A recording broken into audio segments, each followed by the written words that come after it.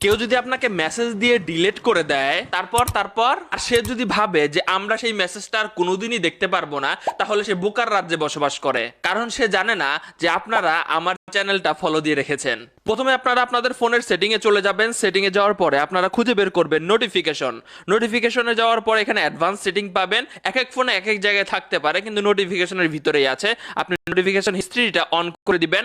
এখন দেখুন মজা। আমাকে একটা মেসেজ দিয়েছে মেসেঞ্জারে, কেমন আছো, সে সেখান থেকে ডিলিট করে দিল। আমরা যদি মেসেঞ্জারে যাই দেখবো যে সে ডিলিট করে দিয়েছে। চলুন দেখা যাক যে কিভাবে এই ডিলিট করা মেসেজ আমরা দেখতে পারবো। আমরা আবার আমাদের ফোনের সেটিং এ চলে যাব, নোটিফিকেশনে চলে যাব এবং এখানে নোটিফিকেশন হিস্ট্রিতে চলে যাব অ্যাডভান্স সেটিং থেকে, এবং সেখানে দেখতে পাবো যে কেমন আছে মেসেজটা। অর্থাৎ কেউ যদি আপনাকে মেসেজ দিয়ে সেই মেসেজটা ডিলিট করে দেয়, তবু আপনি দেখতে পারবেন এই নোটিফিকেশন সেটিং এ এসে। হ্যাঁ, কিছু কিছু ফোনের এই নোটিফিকেশন সেটিং এর অন্য জায়গায়ও এই ফাংশনটা থাকতে পারে।